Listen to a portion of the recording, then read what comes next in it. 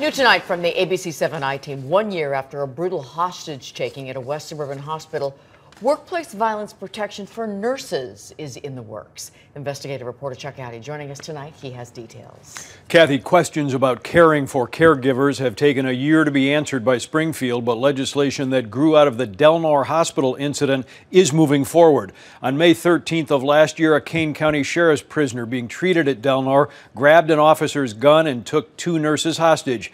Tonight, the I-Team has learned that legislation aimed at better protecting healthcare workers across the state appears headed for a vote.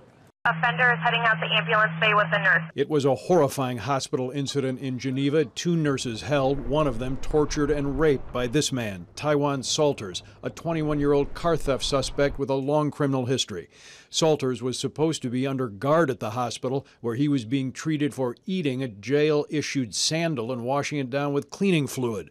Police tried to talk Salters down, but ended up storming the room and shooting him to death. It's shocking when you hear firsthand accounts. West Suburban State Representative Stephanie Kifowitz sponsoring legislation that is being retooled today by the Illinois House and would require violence prevention training for healthcare workers and hold hospitals accountable for protecting employees. It's an everyday occurrence that people wanted to just sweep under the rug and say, well, because you're a nurse, you should be subject to violence. And to me, that's just unacceptable. We're a year out from Del Nor, and we don't see a lot of change from the industry. Security expert and former Deputy U.S. Marshal James Smith is impressed by the legislation and says training and procedures have to be in place to protect healthcare employees. It's unfortunate that when we do have sit-downs with hospital administrators or staffs, when we come in and talk to them and say, you need protocols in place and you need to follow the policies, some don't have any policies at all in regards to prisoner patients.